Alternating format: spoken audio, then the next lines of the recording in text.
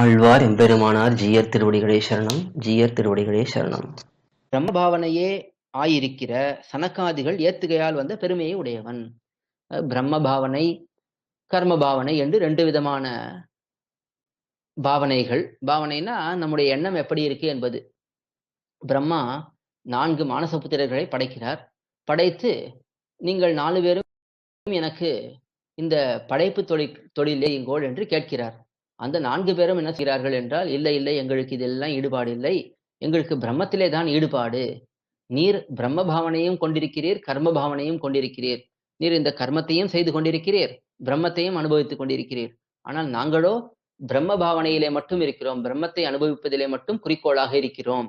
அதனாலே உம்முடைய படைப்பு தொழிலே எங்களை ஈடுபடுத்த முடியாது என்று சொல்லி நாங்கள் எம்பெருமானையே தியானம் பண்ணி கொண்டிருக்கிறோம் என்று போய்விடுகிறார்கள். அந்த 4 பேரைத்தான் இங்கே காட்டுகிறார். முக்கியமான சனகாதிகள், சனக்கர் முதலான ரிஷிகள், பிரம்ம பாவனையிலேயே இருக்கக்கூடியவர்கள். அவர்கள் எல்லாம் எம்பெருமானை கொண்டாடும்படியான பெருமையை உடையவன். ஏன்னா கர்ம பாவனையிலே இருக்கக்கூடியவர்கள் கொண்டாடினார்கள் என்றால் அவர்கள் சாமானிய தேவதைகளை கூட கொண்டாடுவார்கள். அவர்களுக்கு காரியமானால் எந்த தேவதையும் கொண்டாடுவார்கள். ஆனா பிரம்ம பாவனையிலே இருக்கக்கூடியவர்கள் யாரை கொண்டாடுவார்கள் என்றால் பரபிரம்மத்தை தான் கொண்டாடுவார்கள். யார் சர்வேஸ்வரனோ அவனைத்தான் கொண்டாடுவார்கள்.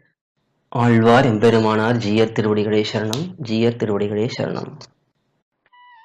கோயில் KOYIL என்னும் ஆப்பை கூகுள் பிளே ஸ்டோரில் இருந்தோ ஆப்பிள் ஆப் ஸ்டோரில் இருந்தோ டவுன்லோட் செய்து இது போன்ற சம்பிரதாய விஷயங்களை கேட்டு மகிழலாம்.